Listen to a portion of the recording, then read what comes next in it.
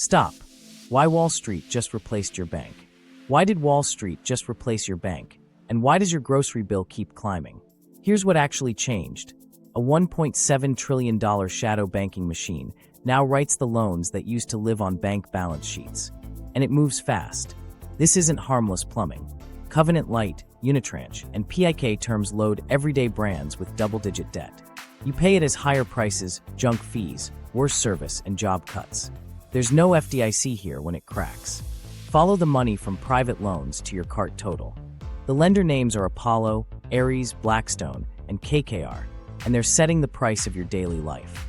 How banks lost the loan book. Problem: Wall Street moved the loan book out of insured banks and into private funds you can't see, and you're footing the bill. Here's what actually happens after a crisis. After the 2008 meltdown, rules told banks: raise capital, hold more safe assets, and cut risky loans. Safer banks, sure, but credit risk didn't vanish. It migrated. Private funds stepped in because yield-starved investors needed spread. So the risk left the place with deposit insurance and went to funds without it. Then zero rates hit. In the 2010s, pensions, insurers, and wealthy investors chased income. Public markets paid crumbs. Private credit paid more, often 8 to 10% floating. The pitch was simple: higher yields, bespoke terms, low volatility, because marks are by models, not markets. That stability felt great on paper. By the 2020s, this grew into a $1.7 trillion market that quietly replaced your bank at the lending table. CLOs, the Wall Street machines that sliced and sold leveraged loans, slowed when syndication got messy. Private credit offered a cleaner answer. One-stop, unitranche loans. No ratings, no roadshow, no syndicate. A sponsor could buy a company on Friday and close financing on Tuesday. Speed and certainty beat price. That's how you win deals. Banks saw this and pivoted. Instead of holding chunky loans, they arranged, took fees, and kept tiny pieces. They shed risk and balance sheet weight. The fee line went up, the loan book, not so much. Safer. On paper, yes. But therefore the real leverage moved to opaque lenders, where you can't see the marks until they move all at once. The Fed itself notes this changed the way monetary policy hits the economy. When rates rise, private credit loans, usually floating, reprice fast. That squeezes cash flow at borrowers right away. And because one or two funds control the deal, amendments are faster, but they come with fees, tighter terms, and often more PIK that compounds the pain. Policy transmits through a smaller set of gatekeepers with stronger hands. Urgency. A $1.26 trillion Refi wall in the 2025 to 2027 window will stress this system while rates stay higher for longer. Now layer in insurance money. Insurers collect premiums from you. They need steady spread to match liabilities. So they feed capital to private credit platforms. Apollo, Ares, Blackstone, KKR, Carlyle. These giants now run massive credit arms with permanent capital vehicles like BDCs and insurance float. Some data points show private credit taking the vast majority of leveraged buyout financing in the 2020s. Why? Speed, certainty, fewer questions. Sponsors prefer a sure close over a cheaper, shaky syndication. Okay, so what does that mean for your life? Your employer's interest bill is now set in a quiet room by funds you've never heard of. The terms aren't public. The debt is floating. When rates go up, payroll freezes. When cash runs tight, R&D slips. When covenants are soft, problems hide longer and blow up bigger. And when things wobble, lenders have levers, cash sweeps, springing liens, IP grabs, that banks used to avoid or take longer to pull. The balance of power shifted to Wall Street, not your community bank. Microstory. Last month, a mid-market services firm I tracked tried to refinance a bank revolver. The bank wanted tighter covenants and a smaller line. A private credit lender stepped in with a unitranche at a double-digit rate and closed in days. The CFO got certainty. The board got speed. 6 weeks later, the company cut capex, raised fees on customers, and pushed vendors to net 120. Everyone down the chain funded the coupon. Most people think private credit money is patient and boring. It's not. It's engineered to earn a spread plus fees, regardless of operating wins. There are origination fees, original issue discounts, monitoring fees, and amendment fees. Even if margins at the company stall, the lender's take can still climb. That's the quiet shift. The returns are pulled forward to the financier, not earned later by the operator. Another piece, marks. Unlike public bonds, these loans don't trade much. Valuations are set by models and manager judgment. That smooths volatility until it doesn't. If earnings drop, leverage spikes. If more PIK gets toggled, the loan grows while cash shrinks. Losses show late, then jump. That's why it looks fine can flip to we're gating redemptions in a quarter at retail-facing vehicles. And the banks, they look cleaner today, thanks to capital rules and smaller slices of risky loans. But here's the trade. Your deposit has FDIC. Your mutual fund doesn't. Your employer's private loan doesn't. When a borrower defaults, there's no public backstop, no fast resolution that cushions workers or local services. The pain passes through prices, fees, and cuts. Quietly. Everything changes when rates stay higher for longer. Floating debt resets. 2% turns into 12% cash pay plus 2% PIK.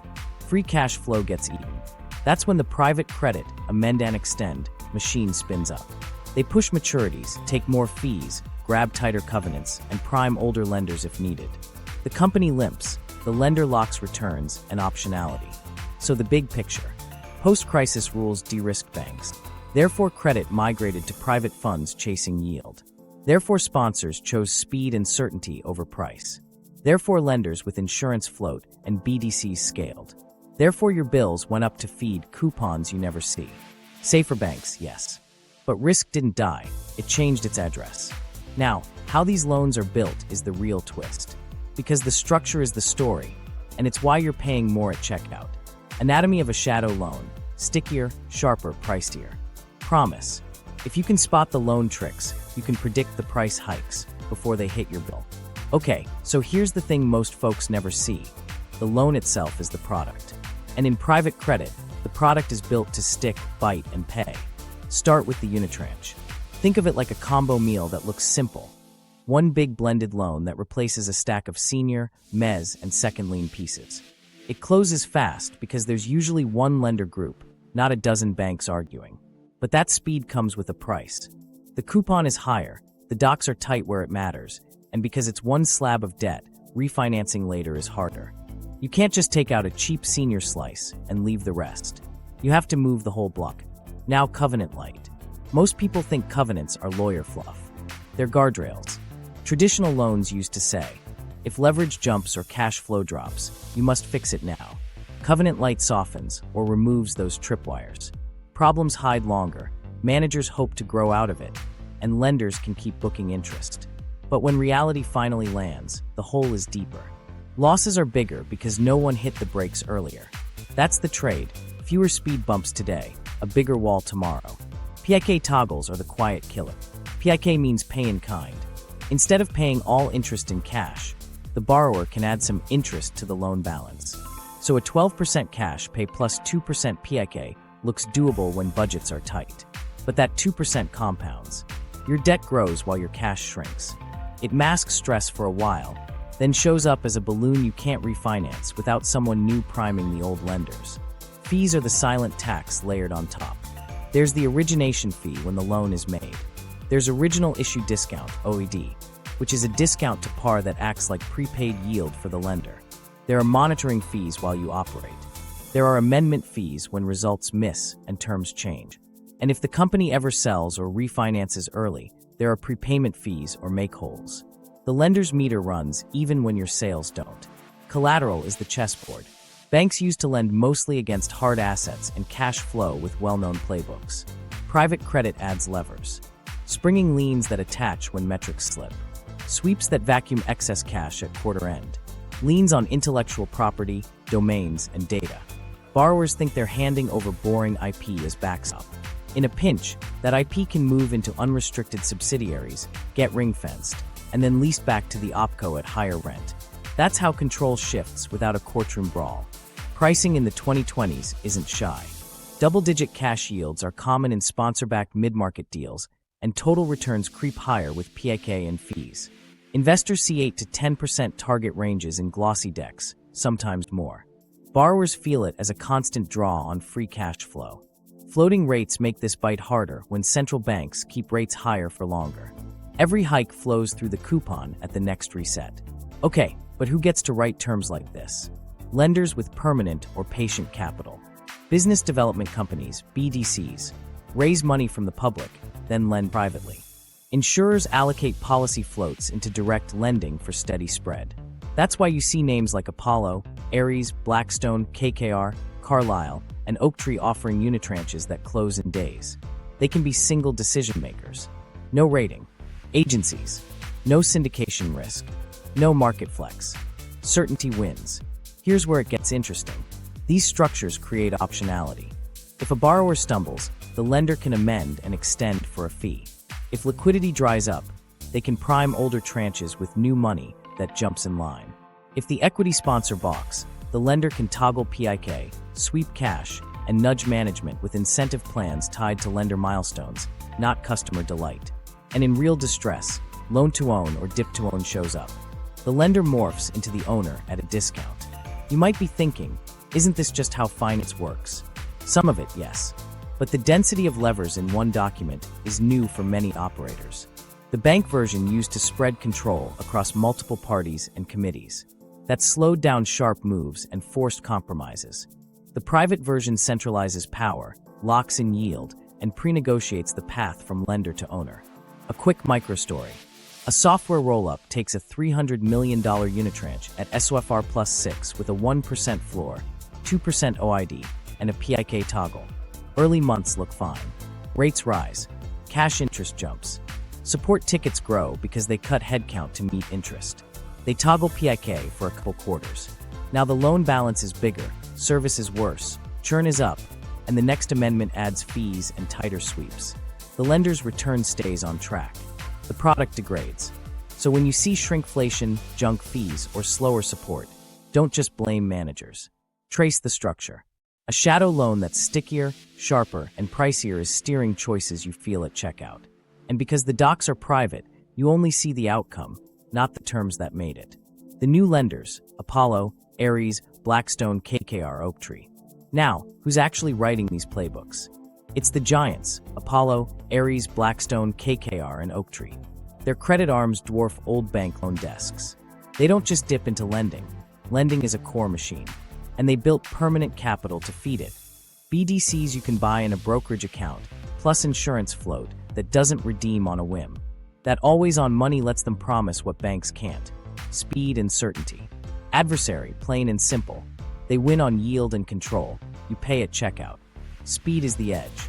Sponsors hate syndication roulette. With these lenders, there's no ratings roadshow, no who's in the book, no last-minute price flex. It's one room, a handful of decision makers, and a term sheet that actually sticks. Deals close in days, sometimes over a weekend. You pay more, but you sleep. In sponsor world, certainty beats price 9 times out of 10. Their mandate is different too. Banks use to balance relationships, regulators, and reputational risk. These platforms optimize yield and optionality. They want spread now, fees now, and upside if things wobble. That's not cynical, it's the model. They'll structure springing liens, sweeps, and PIK toggles because it keeps their math working cross cycles. If the business thrives, great. If not, they still have levers, and sometimes a path to own it cheap. Insurance changes the game. Think about your premiums. They flow to insurers who need steady, predictable income. Pair that with a credit platform, and you've got a pipeline. Policy float into private loans that pay floating double-digit coupons. It's neat matching on paper, but it ties everyday insurance to the health of a liquid loans marked by models. When the marks move, that spread machine feels it. Scale matters. The biggest 5 have swelled assets under management into the hundreds of billions across credit. They built jumbo unitranche capability, single loans in the billions that used to take a whole bank syndicate. Club deals are now normal. Apollo plus Ares plus KKR joining forces, offering one-stop financing for huge take-privates. Sponsors like the lack of leaks, the speed, and the clean execution. They also have cycle muscle. Oaktree, for example, is famous for distressed credit. Apollo runs deep in opportunistic strategies. When stress hits, these shops don't freeze, they pivot. Lender today, owner tomorrow. Dip to own in bankruptcy, loan to own through priming or exchanges, backstopping rights offerings. This is muscle memory. That optionality is baked in at the term sheet stage, long before you ever see a headline. Here's where it gets interesting for you. The brand you buy every week, the software your office uses, the logistics firm that brings your packages. Many are tied into these lenders. When rates stayed higher in the 2020s, coupons reset upward. Lenders still funded, but at richer spreads and tighter docs. The companies took the money because they had to. Then they raised prices, trimmed hours, and pushed vendors. You felt the difference as junk fees and slower service. A quick microstory. A private equity sponsor needed to close a carve-out in a messy sector. Banks balked. The sponsor called two giants. They show up with a $1 billion unitranche, a small delayed draw piece for capex, and a side letter on reporting. Closed in a week. Coupon. Low teens all in with OID. 6 months later, the CFO announces pricing alignment and premium support tiers. Translation: higher prices, paid support, less freebies. The spread has to come from somewhere. Public-facing vehicles help them scale. Business development companies, BCRED at Blackstone, ADS at Apollo, OSIF at Ares, pool money from retail and institutions. They aim for 8 to 10% yields by lending privately at higher rates. Because the loans don't trade much, net asset values move slowly until fundamentals crack. Then you hear about gates or tender limits. Smooth then sticky. That's the liquidity illusion. Now governance. With a bank syndicate, you had 10 lenders, a trustee, and a lot of negotiation. Here, 1 or 2 players can agree with the sponsor fast. That's great for closing and for fixing hiccups. But it also means the same few names are across dozens of deals with similar COV-light logic. Concentration creeps in. If earnings dip broadly, the same people need the same amendments at the same time. That's when marks jump. Let's be honest, these firms are good at what they do. They recruit top lawyers, ex-bankers, operators. They have sector teams that know the playbooks. They can underwrite a mid-market roll-up by Tuesday and draft the amendment by Friday. From their seat, they're solving a financing gap banks left behind. From your seat, the cost of that solution shows up at checkout. So when you hear Apollo, Ares, Blackstone, KKR, or Oaktree in a headline, remember the model. It's not hometown banking. It's yield plus control. Speed to close, power in the docs, and a plan if things turn. That's why sponsors keep calling them. And that's why your bill keeps inching up to feed coupons you'll never see. The corporate squeeze, Enshittification by interest expense. So here's where debt terms hit your card, your support ticket, your paycheck. When a company carries a floating double-digit coupon, interest becomes the boss. Every month starts with a toll booth. Cash first to lenders, then whatever's left fights for people, product, and price. That's the squeeze. Urgency. The $1.26 trillion 2025 to 2027 Refi wall means more companies will crank these knobs at the same time. Debt service eats the budget in quiet ways. First, hiring freezes. Then travel cuts. Then temporary pauses on maintenance and upgrades. Managers shift from what helps customers to what keeps interest coverage above 1.5. R&D slips. Roadmaps get trimmed. Support teams shrink. The interest bill didn't build anything, but it decides everything. You feel it as shrinkflation. Same box, less inside. Or the price holds, but features move behind a paywall. That new premium helpline? That's interest expense wearing a headset. The app nags you to bundle. The cart adds convenience fees. For real though, none of that makes the product better. It just moves dollars from you to the coupon. Vendors take a hit next. Net 30 becomes net 90, then net 120. Small suppliers end up financing the float. They raise prices to survive, so the brand raises prices again. That's the spiral. A quick microstory. A regional logistics firm lands a unitranche at a low teen all-in. To keep covenants, they push drivers to be contractors and add fuel surcharges. Packages still arrive, but slower. The price chart looks like stairs. Customer experience trades down because time is money, and money is scarce. Stores cut hours. Support goes bot first. We value your time turns into please search our help center. Upsells get aggressive because add-ons are cheaper to spin than service is to fix. And when churn rises, the answer isn't hire more reps. It's at a retention discount that expires. Now the part that stings. Special dividends and recapitalizations. When markets were easy, sponsors borrowed against the company to pay themselves. Later, when rates rose, that debt stuck around. So a normal year's free cash flow gets split. A slice to capex, a slice to payroll, a big slice to interest, and sometimes another slice to make whole prior payouts. The owners already ate, the lender eats now, customers and workers share what's left. Let's be honest, managers aren't villains. They're playing the hand the documents deal. Covenants whisper in their ear. Miss EBITDA, and an amendment triggers fees, tighter sweeps, maybe a PIK toggle that balloons the loan. So they chase quick wins that lift near-term margins, cut SKUs, cheapen inputs, slow refunds. That's enshittification by interest expense, quality down, friction up, because the coupon must be paid. The price architecture needs a story, right? You'll hear supply chain, wage pressure, input costs. Some of that's true, but the quiet line item is debt service. If the loan resets from 6% to 12%, cash pay, the gap has to come from somewhere. Raise list prices, add processing fees, kill free shipping thresholds, turn off loss leaders. Trust me on this one, the spreadsheet wins. Workers feel it before you do. Training budgets vanish. Laptop age out. Shift leads juggle 3 jobs. Morale dips, attrition climbs, but backfilling slows because interest coverage says no. Then come efficiency tools. They save dollars, sure, but mostly they spread fewer humans thinner.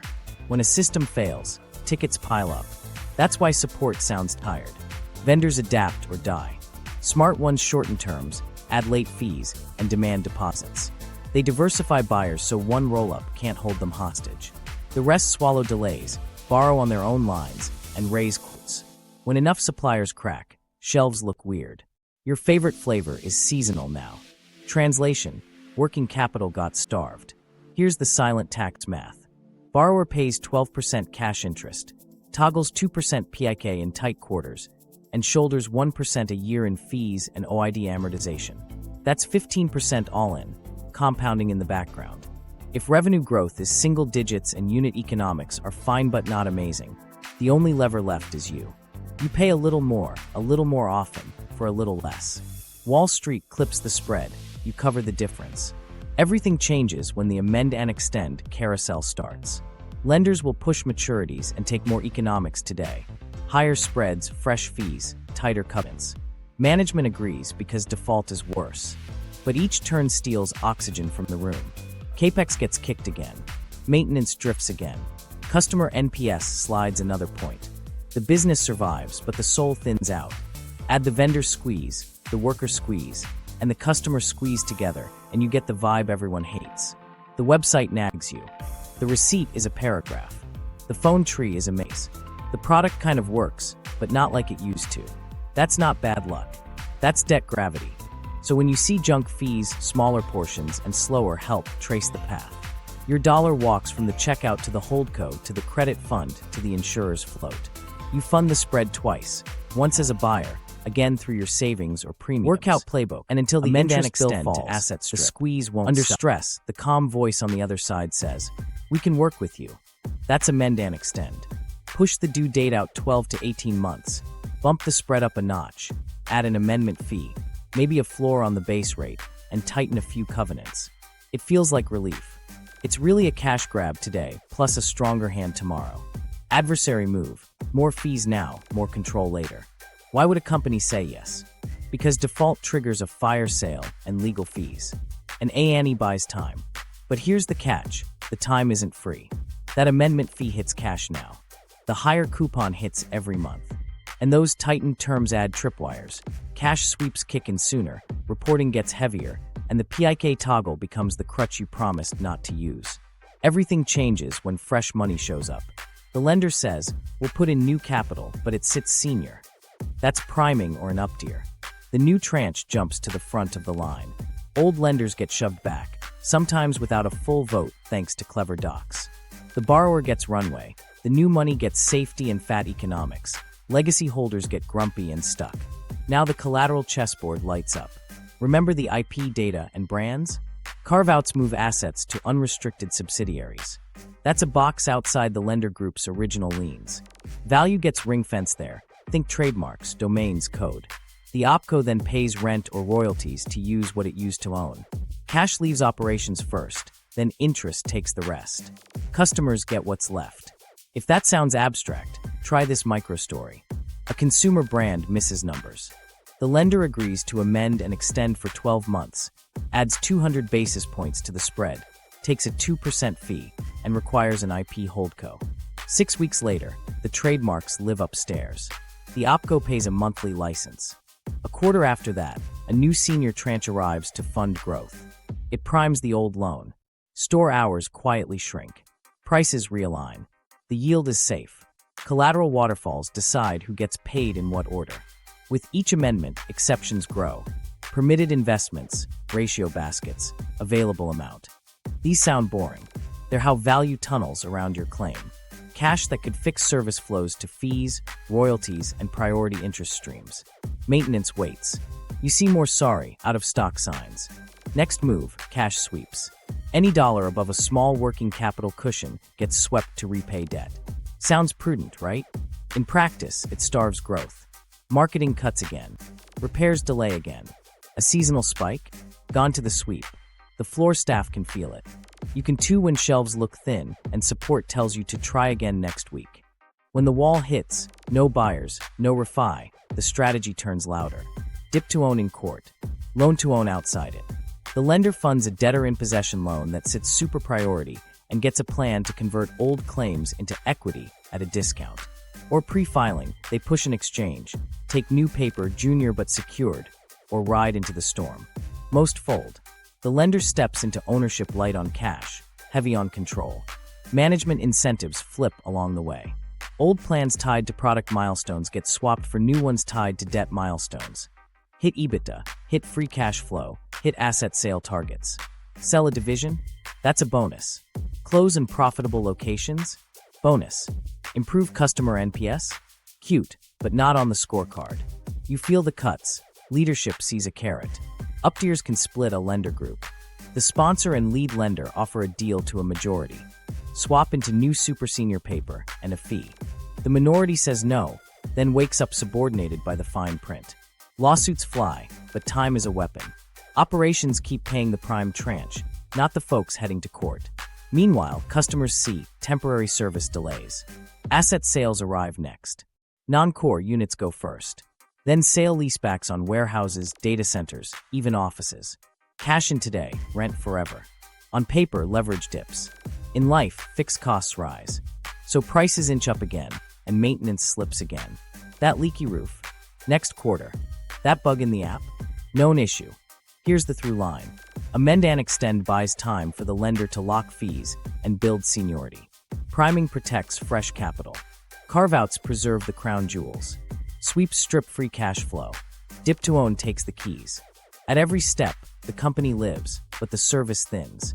You're not crazy. The vibes are worse because the oxygen is gone. One more micro story. A logistics provider stumbles on fuel spikes. The lender amends and extends, adds a surcharge formula, and takes a lien on the routing software. 2 quarters later, the software moves to an unrestricted sub. Ops pays a license. Driver pay stalls. Delivery windows widen. Customers add expedite fees. The lender's yield holds steady. That's asset strip without a headline. So when you hear, "We reached an agreement with our lenders," translate it. It means the interest bill got first dibs, the documents got sharper, and the assets got a little farther from the people who use them. Next, let's follow a single dollar from your pocket to that coupon. Follow the dollar, from your bill to their coupon. Let's walk a single dollar. You buy a $30 monthly app, or a $100 grocery run, or a $50 dinner. Wherever it starts, that dollar hits a company that owes a lender first. Interest stands at the door with a clipboard. Problem, crystal clear. Your purchase funds a coupon upstream before it funds better service. Say the brand runs on a private credit loan at 12% cash pay, with a 2% PIK toggle, plus about 1% a year from fees and OID amortization. That's roughly 15% all in. If they did $1 billion of revenue at a 10% margin, that's $100 million in operating profit. Interest and fees eat $150 million if fully drawn. See the gap? So they raise prices, add fees, or cut quality to make the math not blow up. Now nobody says we're funding our coupon. They tell a story. Supply chain, wage pressure, input costs. Some of that's real. But the quiet driver is debt service that reset higher when rates climbed in the 2020s. Floating loans moved up fast. The lender's coupon rose with SOFR. Your price rose with it. Here's the pass-through playbook you feel. Step 1. List price nudge. 2% here, 3% there. Step 2. Shrinkflation. Same package, less inside. Step 3. Junk fees sprout. Processing, convenience, handling, activation, regulatory recovery. Step 4. Bundles and tiers. Gets thinner. Plus, gets what used to be normal. Each move pulls a few more cents from your dollar. Where does it go next? Follow the stack. Your payment lands at the brand. The brand is often part of a roll-up owned by a private equity sponsor. Above that sits a holding company with a private credit facility from names like Apollo, Ares, Blackstone, KKR, or Oaktree. The company pays cash interest monthly or quarterly. If cash is tight, they toggle a slice to PIK, interest that adds to the loan balance. So the check looks smaller today, but the bill grows tomorrow. Fees to the lender layer on top. Origination fees were paid at close via OID. Monitoring hits every quarter. Amendment fees show up when results miss. Then the lender passes that income to its own investors. If it's a business development company, it pays dividends to shareholders. Maybe your retirement account owns some. If the capital comes from an insurance arm, the spread helps match the policies you pay for. So your grocery bill and your premiums both touch the same pipeline. You fund the coupon with your purchase, and you feed the pool that buys the loan with your savings. That's the loop. Let's ground it. You pay $100 at checkout. After cost of goods and payroll, maybe $15 is left before interest. The interest stack wants $12 in cash. Fees and OID drag take $1. The company toggles $2 of PIK to avoid a covenant trip. On paper, they made it. In practice, maintenance waits, support lags, and vendors get pushed to net 120 to bridge the cash gap. You still got the product, but thinner. Marketing spins cover the gaps. New premium plan. Dynamic delivery fee. Sustainability surcharge. These aren't pure fiction. They anchor to something plausible. But the timing lines up with rate resets and refinance walls. When you see pricing alignment after a big debt raise, you're reading lender math in PR clothes. The middlemen amplify it. Brand to roll up to holdco to credit fund to insurer or BDC. Each layer takes its clip. Taxes too. By the time your dollar sees a balance sheet, cents have been shaved for processing, card interchange, software, and marketplace cuts. Debt adds a non-negotiable toll on top. If growth stalls, the debt toll doesn't. So the toll crowds out service. Outcomes stack the same way. Consumers pay more and get less.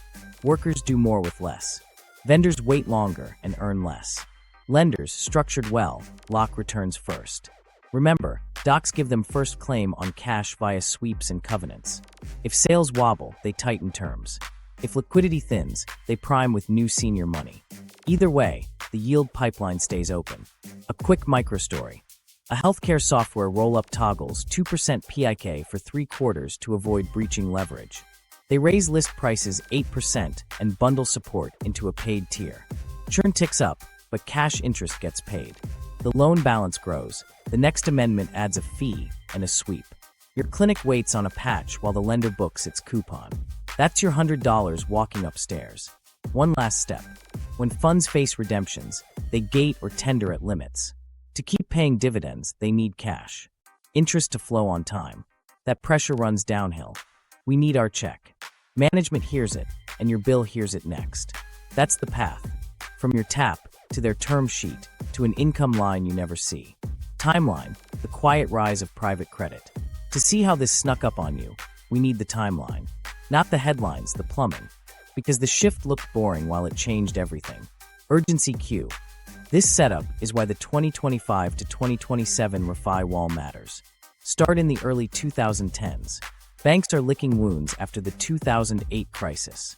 Regulators push higher capital, tighter risk weights, stress tests. Banks retrench from leveraged loans and middle market risk. At the same time, rates sink near zero. Pensions, insurers, and family offices can't live on 2%. They hunt for income. Direct lending funds pop up to plug the gap. We'll lend to solid private companies, floating rate, strong sponsor, better yield. Quiet seed is planted. Mid-2010s, the model matures. Business development companies scale, letting retail and advisors buy into private loans through public tickers. Sponsors love the pitch. One-stop loans, no syndication drama, quick close. Covenant Light starts to normalize. Mezz fades because the blended Unitranche eats its lunch. Banks still arrange some syndicated loans, but they hold less, fee more, and step back when markets wobble. Private funds step forward.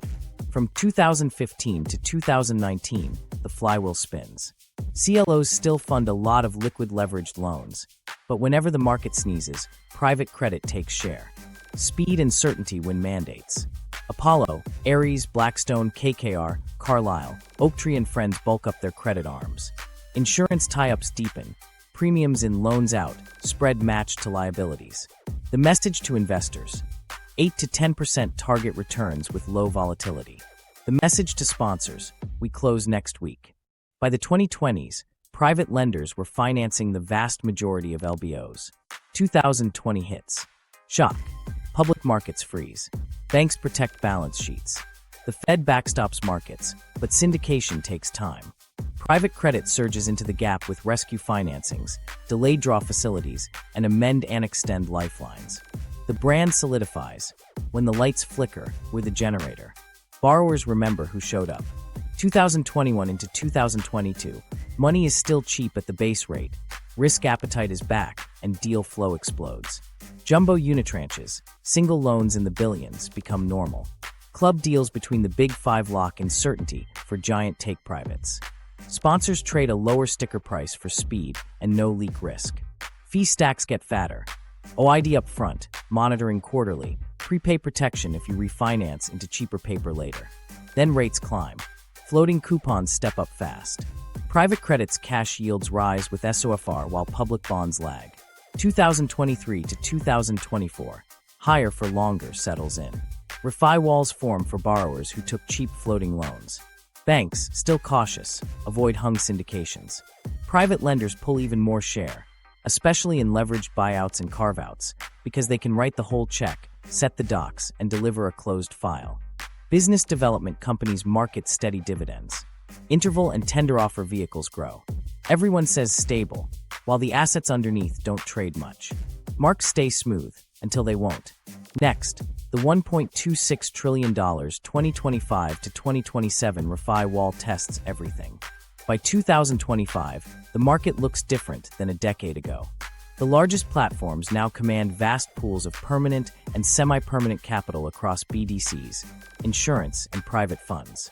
In many buyouts, private credit funds supplied the majority of financing in the 2020s. Jumbo clubs crowd out loose bank syndicates. The playbook is institutionalized. Unitranche first, flexibility for the lender, optionality to own if needed. The Fed openly studies private credit's role in how rate hikes bite, because these floating loans transmit pain to companies fast. So what changed under the surface? 3 things. 1. Capital base. Insurance float plus retail-facing BDCs gave the giants always-on money. 2. Process. No ratings, no syndication, no committees. A handful of people decide. 3. Documents.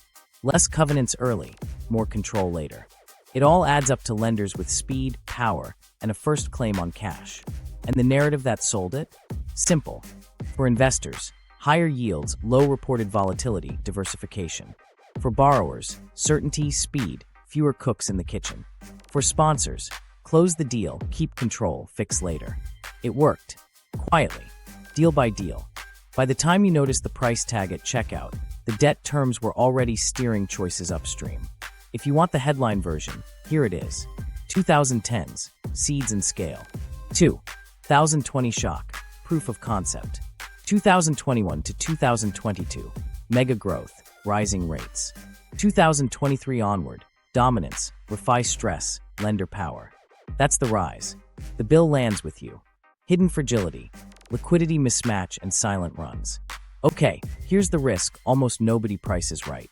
The money you put into these credit funds often promises some kind of liquidity, monthly, quarterly, or at least on a timetable.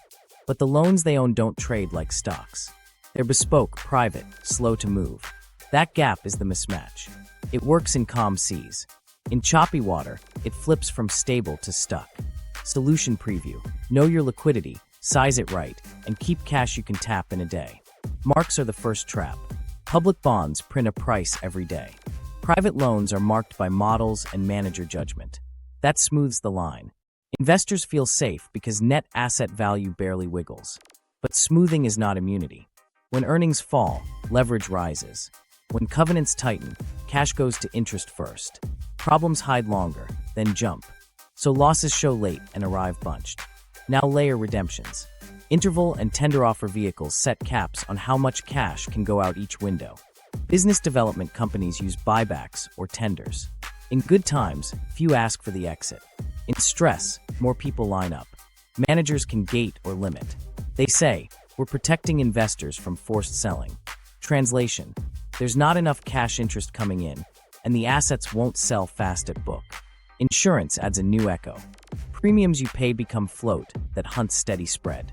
Private credit looks perfect, floating yield, seniorish, model smooth. But if asset marks wobble, the insurer's capital cushion feels it. They don't do daily redemptions, true, yet they face ratings tests and liability math. A rough patch across many loans at once can force de-risking right when bids are thin. Concentration risk is the quiet amplifier. The same few giants sit across hundreds of deals with similar documents, covenant light up front, strong control levers later. When the cycle turns, they all need the same amendments from the same companies at the same time. Cash sweeps go wider. PIK toggles flip and sink. Liquidity thins together. You don't see one house on fire. You see a neighborhood with dry hydrants. Recession mechanics make it worse. Say EBITDA drops 20%. Leverage metrics blow out. Interest coverage shrinks while floating coupons stay high. Management toggles PIK to save cash. That grows principal, pushes true costs forward, and keeps lenders current for now. But PIK snowballs. The refi gets harder. When maturities crowd together, the amend and extend carousel spins, fees stack, and free cash falls again. Here's the silent run. It doesn't look like people banging on a bank door. It looks like a rising queue of redemption requests at funds that promise periodic liquidity. It looks like tender limits getting hit, gatings announced, and side letters tested. Managers sell what they can, cleaner loans, stronger credits. That leaves weaker stuff behind. The portfolio quality drifts down while reported net asset value lags the street's true bid. Everything changes when one big name blinks. If a flagship vehicle tightens gates or cuts distributions, copycats follow. Advisors whisper, let's trim this sleeve. Pension committees ask, what's our real liquidity? Requests jump into the next window. Spreads in private deals widen, but there's no daily tape to show it. You feel it in higher coupons on new loans and tougher terms for borrowers that were fine last year. Marks by models cut both ways. On the way up, they make correlations look low and volatility tame. On the way down, they're slow to admit pain. Then auditors push, credit committees push, and you see a step change, not a glide. That step forces funds to choose, sell at a discount, gate, or line up fresh capital. In a broad downturn, fresh capital wants senior spots, more fees, and control. Old money gets squeezed. Retail-facing wrappers deserve a hard look. Interval funds and non-traded BDCs pitch access and yield. They cap exits to avoid fire sales. That's sensible design, but the story you heard was stable. Stability is a function of the gate, not the asset's true liquidity. If you need the cash, the gate is the problem, not the protection. If you can ride, fine, but know what you actually own. And banks, they're not the fuse this time. They still hold some risk, but they offloaded the thickest slices. There's no FDIC for a gated fund or an insurer's spread book. If a borrower falls over, there's no public cushion for local payrolls or services. The resolution favors secured creditors with the sharpest documents. Communities absorb the rest. Courtrooms, not Congress. A quick microstory. A tender offer fund targets 9%. In calm years, redemptions run 2% per quarter. Then a sector wobbles. Requests jump to 8%. The fund honors the cap at 5%, defers the rest. To keep distributions, they lean on cash interest and sell a few clean loans at small discounts. 2 quarters later, more requests arrive, but the clean loans are gone. What's left is sticky. The board gates. Emails go out. Investors are surprised. They shouldn't be. So the mental note. If the money you can pull quarterly is lending 10-year style, that mismatch is the risk. If marks are smooth because trades are rare, that smoothness is not safety.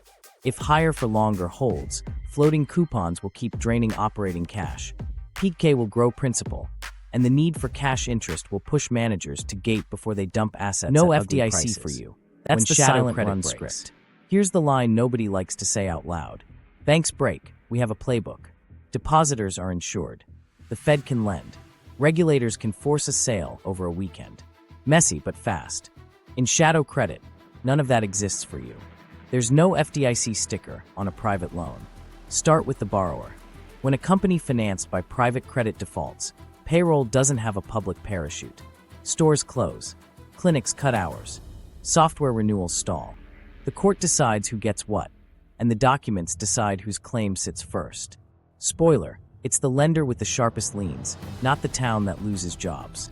Your local services feel the hit next. No public cushion means a sudden gap in sales tax, utility bills, and fees. Municipal budgets don't bend easy. So you get slower trash pickup, fewer library hours, temporary park closures, and new local fees. The cost of a failure jumps the fence and lands on your street. Now the investor's behind the lender. In a bank run, insured money gets made whole and small depositors move on. In private funds, there's no blanket. If loans mark down, distributions shrink. If redemptions spike, gates go up. If a vehicle borrowed a little at the fund level to juice yield, that leverage can magnify hits. Your statement doesn't show panic, it shows limited liquidity this quarter. Pensions and retirement plans aren't immune. Many have sleeves in private credit for that steady 8 to 10% target. If losses hit and cash flows thin, they don't sell tomorrow, but actuaries notice.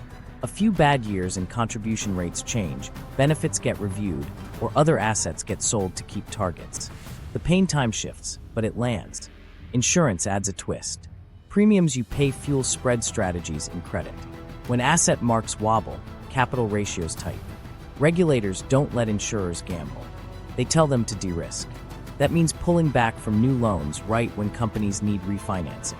The lender with always-on money taps the brakes. Borrowers lose options. Prices inch up again to cover scarcer credit. Politically, bailouts are toxic. 2008 left scars. So when a private fund gates or a jumbo borrower financed by a club of Apollo, Ares, Blackstone, KKR, or Oaktree files, there's no emergency vote in Congress to make everyone whole. Outcomes are fought in court, not on the House floor. Judges read documents. Secured creditors get paid first. Communities read headlines. That's it. Resolution favors whoever pre-wired control. Springing liens, IP holds, cash sweeps. Those pull value uphill. Vendors at the bottom of the stack get cents, if that. Workers get warn notices. Customers get emails about service transitions. The lender's NUCO survives. The old equity vanishes. The debt terms did their job. The social shock has no funder. Let's be honest, some of this is by design. Regulators wanted safer banks after 2008. They got them. Therefore, risk moved off balance sheets into private vehicles with less oversight and no deposit insurance. So when the cycle turns, the losses don't show up as a headline bank failure. They dribble into your life as lost shifts, thinner service, and new fees you can't vote away. A quick microstory. A regional healthcare IT firm misses earnings for 2 quarters. The private credit lender tightens sweeps. Cash dries up. Payroll is met, but upgrades pause. A cyber issue hits. Clinics wait days for fixes. Renewals lag. The company files. Dip-to-own puts the lender in charge. Clinics switch vendors over months. Meanwhile, patients wait longer. No FDIC memo. Just delays. For investors, the no FDIC lesson is simple. Stable yield isn't the same as stable access. If your vehicle offers quarterly exits but owns 10-year style loans, assume you'll be asked to wait when you most want cash. If you can't wait, size it small or stick to liquid credit where the price can drop but your exit is a click, not a queue. For workers, watch the interest coverage math. If your employer's filings show rising interest expense and flat cash flow, plan your runway. Build skills. Line up options. Debt gravity doesn't care how loyal you are. When the lender pulls levers, management follows. For communities, diversify tax bases and court debt-light employers. A few private credit-fueled closures can blow a hole in a small city's budget. Don't trade abatements for jobs that hang on a floating coupon. And for all of us as consumers, vote with dollars when you can. Brands with clean balance sheets don't need junk fees to breathe. Pick them. The more sales they steal, the less room the debt-heavy players have to pass the bill to you. No FDIC means what it sounds like. When shadow credit breaks, there's no soft landing for the public. The documents decide. The lender survives. Everyone else adjusts. Action steps. Protect yourself from shadow debt spillovers. Solution. Here's the playbook. You can't kill debt gravity, but you can step around it. Here's a simple path to protect your wallet, your work, and your business when shadow lenders tighten the screws. First, spot the signs early. If a brand you use starts piling on fees, shrinking portions, pushing bundles, and cutting hours all at once, clock it. Add staff churn, hiring freezes, and a quiet capex freeze. Old gear, slow fixes, and you're likely looking at an interest bill calling the shots. 1 or 2 changes is noise. 5 at once is a coupon problem. For vendors and small businesses, shorten the leash. Move terms from net 30 to net 15 for riskier buyers. Ask for deposits on custom work. Add late fees and stop work clauses. Diversify your customer list so one roll-up can't hold your cash hostage at net 120. And monitor leverage. You don't need fancy tools. Google company name, debt, skim earnings calls, watch for amend and extend, refinance, uptier, or new unitranche. Those words mean cash is tight, and you are the float. Standardize collections. Send invoices same day, use auto reminders, and escalate by a script. Friendly ping at 7 days, firm at 14, stop ship at 21. Offer 2% 10, net 30 to pull cash forward when you can. If you must stretch for a big buyer, hedge it. Smaller orders, shorter timelines, or payment on milestones, not at delivery. Workers, read your employer's tea leaves. If they're public, check the interest coverage ratio and cash flow from operations in the 10K or 10Q. Rising interest expense with flat EBITDA is a yellow light. Hiring freeze plus travel ban plus vendor rationalization is orange. Add a share buyback pause or a dividend review, and it's red. Start lining up options. Update your resume, call 3 people a week, and build portable skills, data, sales, compliance, AI tooling, anything that raises your floor. Make yourself close to cash. Roles that drive revenue or keep regulators happy get cut last. If you're deep in back office, cross-train into customer success or renewals. Track vendor terms inside your company too. When finance pushes suppliers to net 120, that's a canary. It means the sweep is biting and the lender wants their check. Don't wait for the surprise meeting. Consumers, vote with your cart. Prefer debt-light brands. How? Look for founder-owned, local, or co-op notes and companies with long histories of profits, not just growth. Public, peek at their balance sheet. Low net debt, strong cash. Private, rely on behavior. If prices are steady, service solid, and product quality consistent, odds are good debt isn't the boss. Buy used where it makes sense. Kill bloat subscriptions. Downgrade to annual on the few you love to dodge monthly upsells. Switch to cashback cards that pay you, not premium cards that make you spend to earn. At checkout, hunt the junk. If a fee looks fake, bail. Many sites drop the add-on if you step back or start to abandon cart. In stores, compare unit prices, not shelf prices. Shrinkflation hides there. Build a boring grocery list that dodges premium, new lines designed to juice margins. Simple beats fancy when debt is loud. Investors demand transparency. If you like private credit exposure, size it small and understand liquidity. Interval and tender offer funds gate when stress hits. That's the design, not a bug. If you might need cash inside a year, keep that sleeve in truly liquid assets, even if the yield is lower. In credit, favor diversified, tradable vehicles where you can hit sell and take the price, not a line. And watch for fund-level leverage. Easy to miss, nasty on the way down. Ask 4 questions before you buy yield. What's the real liquidity? Who sets marks? How concentrated are the borrowers? How do they behave in a downer? If the answers are vague, pass. Chasing 10% that you can't exit turns into 0 when you actually need money. Everyone build buffers. 3 to 6 months of expenses in cash or near cash. If that sounds huge, start with 1 paycheck. Sell the dusty gear. Trim 2 subscriptions. Bank the difference. Add a side hustle that throws off $200 to $500 a month. Editing, tutoring, flipping, delivery on peak weekends. That small drip turns panic into patience. You want time when lenders don't give it. Promise. Do this, and you'll feel prices rise, but you won't get squeezed flat. Map your dependency web. List your top 5 bills: housing, health, food, transport, childcare. For each, find one cheaper, debt-light alternative you could switch to in a week. A credit union over a fee-happy bank. A local grocer over a leveraged national chain for staples. A used car over a new lease. 2 small daycare providers on standby. You don't have to switch now, just know the path. For small employers, talk to your bank before you need them. Open a modest revolving line while profits are fine. Keep clean books. Share monthly dashboards. Banks love no-drama clients and may. Extend terms when private lenders won't. Push pricing reviews quarterly, not yearly. Tiny moves early beat big panics late. And lock in fixed costs when you can. If a 2-year fixed-rate lease beats a floating market plus CPI deal, take the sleep. One mental model to end. If a company keeps asking you for trust, prepay, subscribe, bundle, but gives you less trust back, gates, delays, vague fees, you're financing their lender. Step back.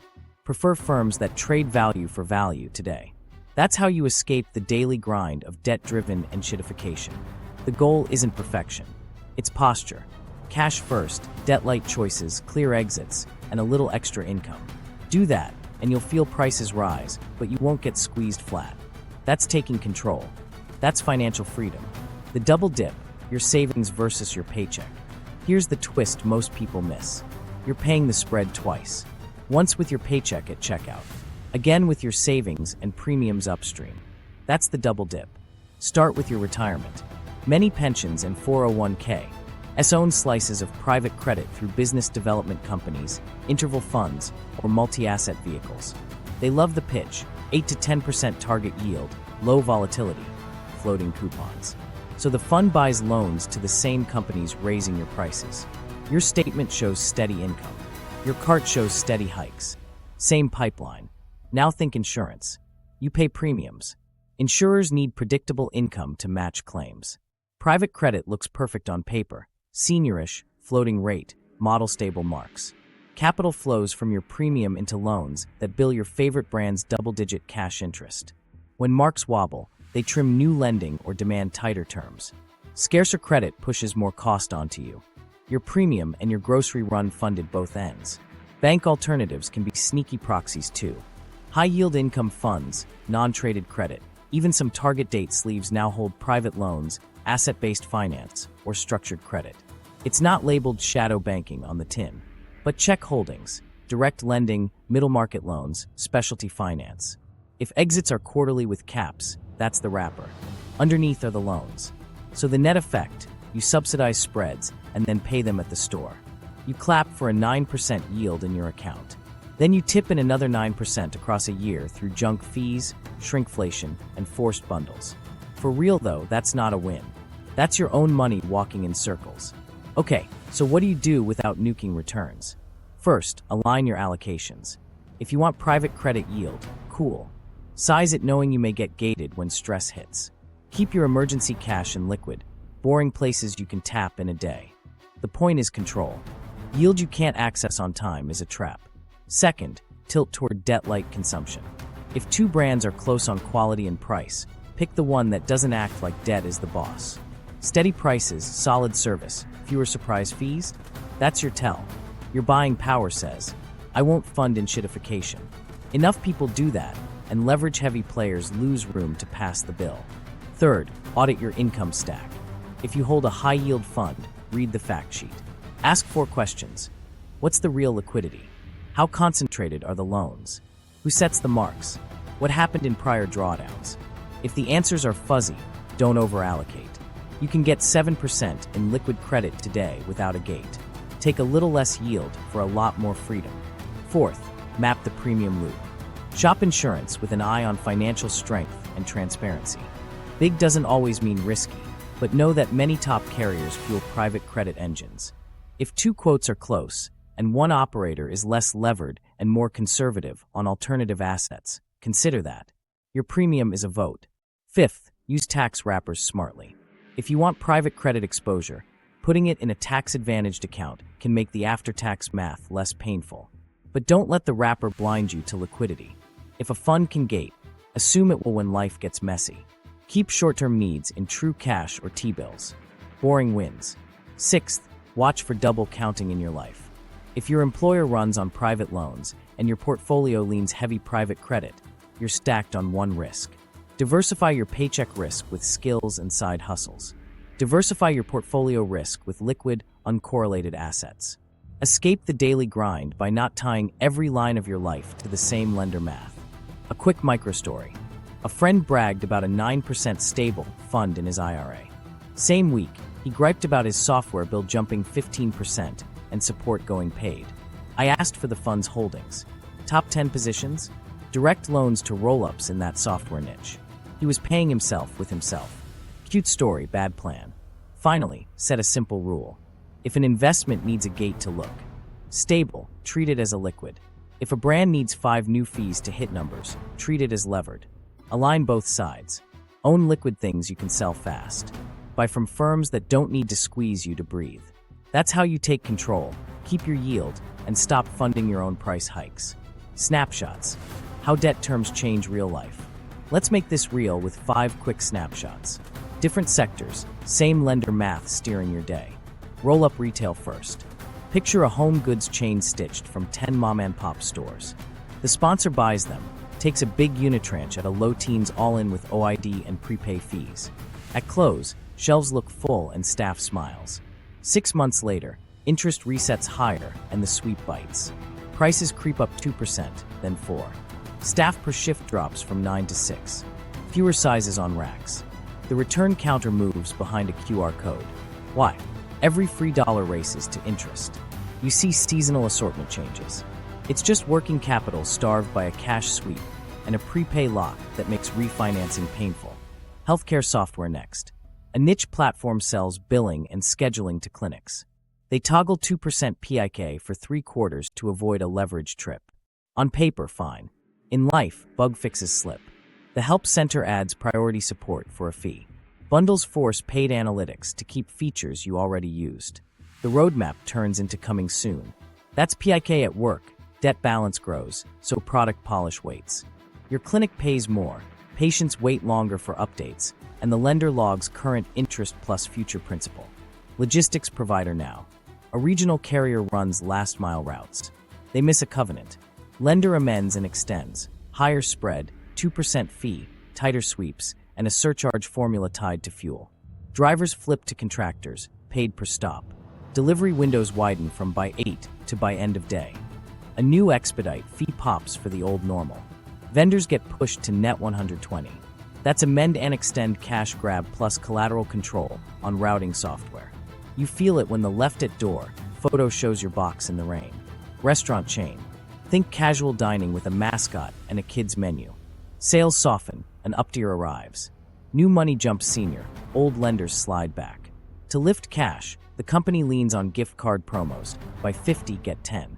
That float plugs short-term gaps. Menu refresh shrinks portions and swaps steak for steakhouse inspired. Table turns speed up. Locations close on Mondays to cut labor. You still see the billboard, but the vibe is thinner. The up-tier protected fresh capital. You financed it with gift cards and smaller plates. Housing adjacent service. A property maintenance roll-up serving condos and HOAs. Covenant Light keeps alarms quiet until interest coverage breaks. Then the lender tightens. Cash sweeps, IP holdco for route data, minimal capex until leverage drops. Service windows slip from 48 hours to 72. The emergency tier adds a hefty call-out fee. HOA dues rise to fund thin crews and pricier parts. Residents grumble, boards shrug. Interest got first dibs. Gutters wait. Let's add a 6th that hides in plain sight. Subscription tools at work. Your team's project app is part of a sponsor-backed bundle. Debt resets higher. The provider cuts free storage, moves SSO behind a premium tier, and adds a regulatory recovery fee on invoices. Your IT lead rolls eyes. But procurement says yes, because switching costs are real.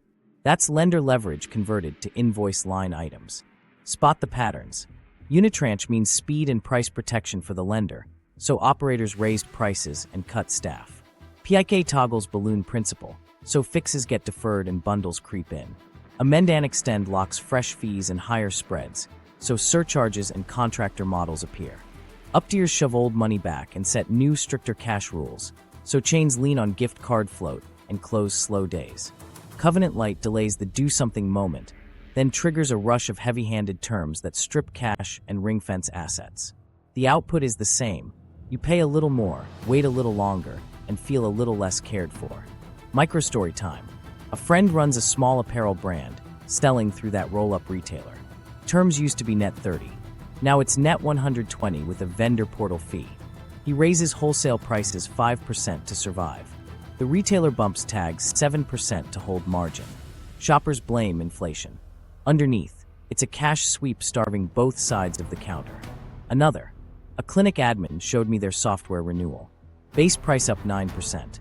Support split into 3 tiers. The security patch SLA moved to premium. Why now? Their vendor filed an 8K months back.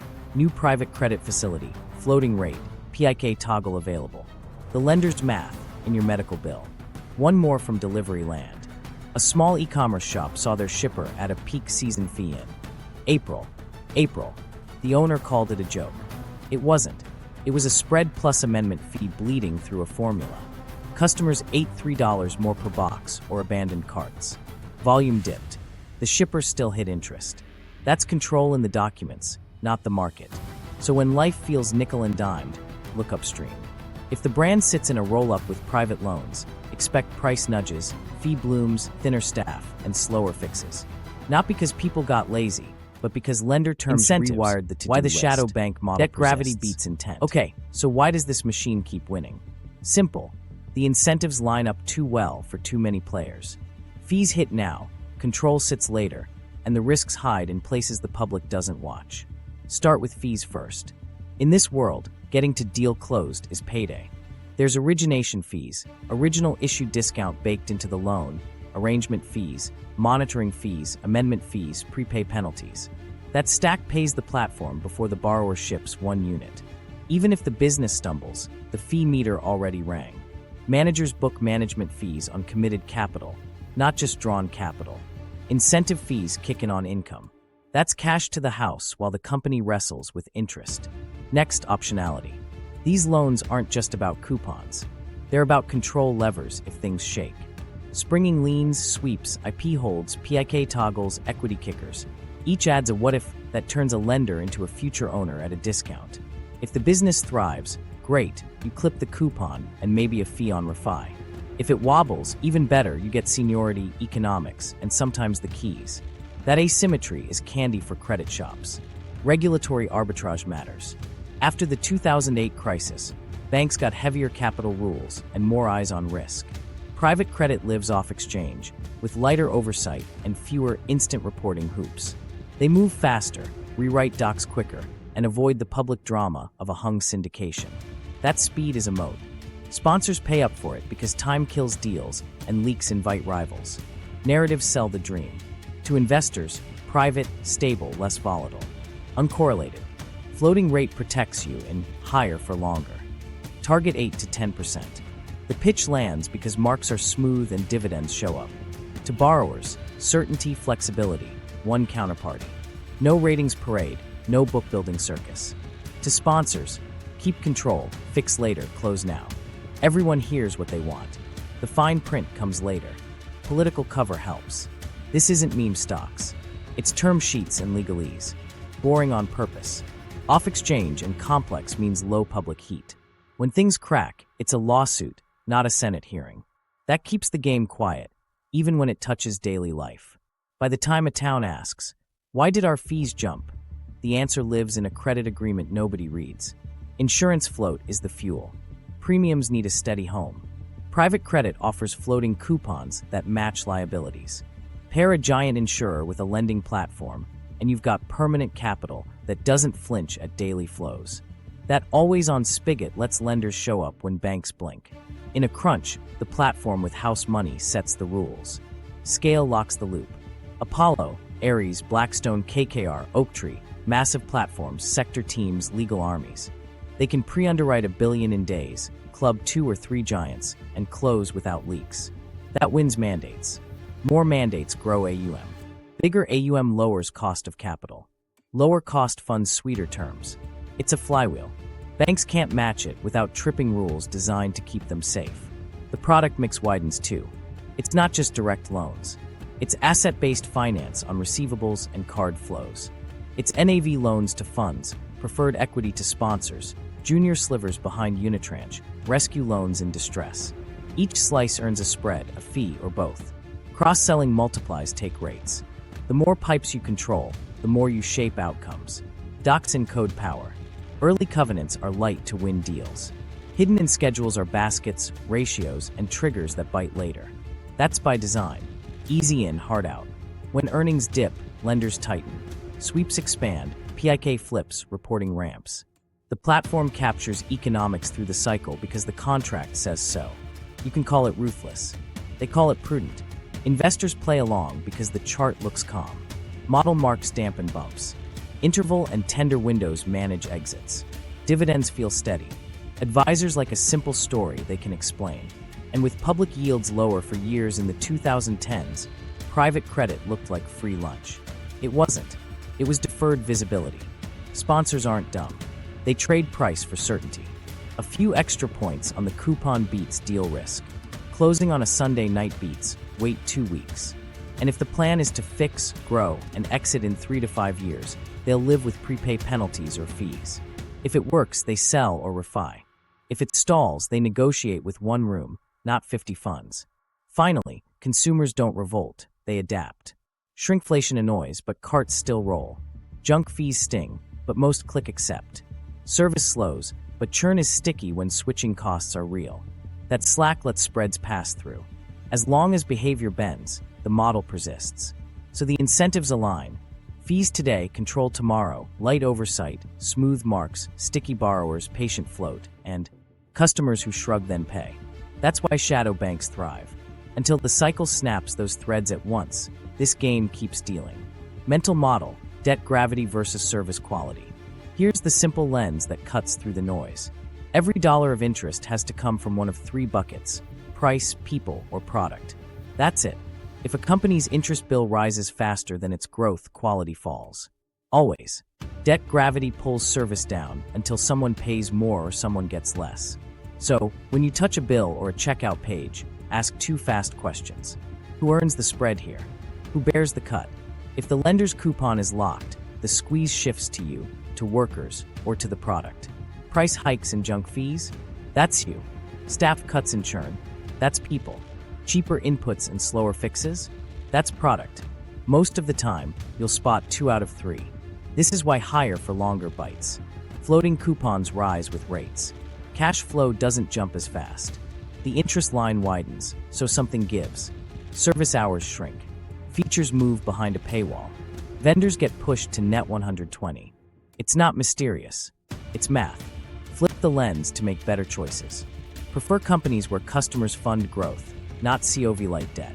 Clues, steady prices, simple invoices, few surprise fees, support that answers in minutes, not business days. In public names, look for low net debt and strong free cash flow after interest. In private brands, lean on behavior. If it feels honest and consistent, debt probably isn't the boss. Use this filter on 3 fronts: purchases, employers, and investments. Purchases first. When a brand layers fees, cuts portions, and pushes bundles all at once, that's debt gravity talking. Try a competitor that keeps it clean. You might pay the same and get more, because their margin isn't chained to a coupon. If you can't switch brands, change the product tier. Buy basics, skip upsells, dodge convenience toggles at checkout. Vote with friction. Abandon carts that add surprise fees. Many will drop the charge to win you back. Employers next. Read the interest coverage. If interest expense climbs while EBITDA stalls, quality of work life is headed south. Watch for paired signals: hiring freeze, travel ban, vendor squeeze. That's the lender's hand in your calendar. Aim for firms with cash cushions, boring profits, and customers that stick for value, not contracts. If you can't move now, move closer to cash, renewals, sales ops, compliance. Roles lenders hate to cut. Investments last. If the yield pitch leans on stable, ask what makes it stable. If it's a gate, not tradable assets, treat it as a liquid. Size it small. Pair it with liquid credit so you can raise cash without queuing. And map overlap. Don't load your portfolio with the same borrowers that set your paycheck. Diversify away from the very spreads your daily life already funds. One more trick. Track service drift. Keep a tiny note on brands you rely on: price, support weight, refund speed, defect rate. If all four worsen over 2 or 3 quarters, assume debt gravity increased. Rotate out before the big pricing realignment email lands. Remember the rule. Interest dollars don't appear from thin air. They're pulled from price, people, or product. If growth lags and debt leads, service will slip. Spot it early, step around it, and pick debt-light paths. That's how you keep control. That's how you keep quality. The Refi Wall, 2025 to 2027 stress test. All right, here's where the rubber meets the road. 2025 through 2027 is the Refi Wall. About $1.26 trillion of maturities bunch up. Base rates stayed higher for longer, and coupons reset sharply higher. If you borrowed cheap in the 2021s on a floating unitranche, the bill just came due at a number you didn't model. The question now is simple: refinance, restructure, or hand over the keys. Winners and losers sort fast here. Lenders with dry powder. Think the big platforms with insurance float and BDC cash flow. Name their terms. Overlevered operators don't get to name anything. They'll face amend and extend round 2 or 3, up-tiers that shove old money back, and loan-to-own pushes if cash flows fade. That plays out deal by deal, but the pattern rhymes. Expect more amend and extend. Why? Because it prints fees today and keeps interest current. You'll see spreads step up another 1 to 2 points, fresh OID, tighter sweeps, and stricter reporting. Management will sell flexibility and runway. Read, higher tolls to drive the same road. Prepay penalties and call protection keep you from escaping cheaply even if rates slip a touch. The documents keep you in the chair. Up-tiers multiply in this window. New senior money shows up to fund growth or stabilize liquidity. Reality: it jumps line and locks economics for the new tranche. Legacy holders can howl. If the docs allow a majority to transact, the deal closes. Why more? Now, because maturities and weak cash flow collide. Sponsors need runway. Lenders want safety and upside. Up-tiers give both to the new dollars. Loan-to-own becomes a real lane. After 2 or 3 extensions, if EBITDA doesn't recover, lenders will push for asset sales, dip-to-own in court, or exchanges that hand them equity at distressed valuations. That's not drama. That's the model. The Refi Wall is the moment optionality moves from paper to practice. For you, the consumer read-through is direct. As coupons reset higher, companies turn every knob you feel. More junk fees, more shrinkflation, more dynamic surcharges with cute names that sound like a story, not a spread. More closures of low-volume locations. Faster consolidation. Strong players buy weak peers from lenders who prefer a quick exit to a long cure. Service thins as operators make interest first, everything else second. Small vendors feel it too. Net 30 becomes net 120. Supplier finance, portals pop up with a fee to get paid on time. Deposit demands creep in on custom orders. If you sell into a roll-up leaning on private credit, build shorter terms and milestone billing now. When the king gets kicked, you become the can. Don't be the can. Workers, the signals sharpen. If your company has a maturity inside the next 12 to 24 months and free cash is tight, expect a strategic review. That's code for selling divisions, closing locations, freezing headcount, and tying bonuses to cash outcomes, not product outcomes. Move closer to revenue.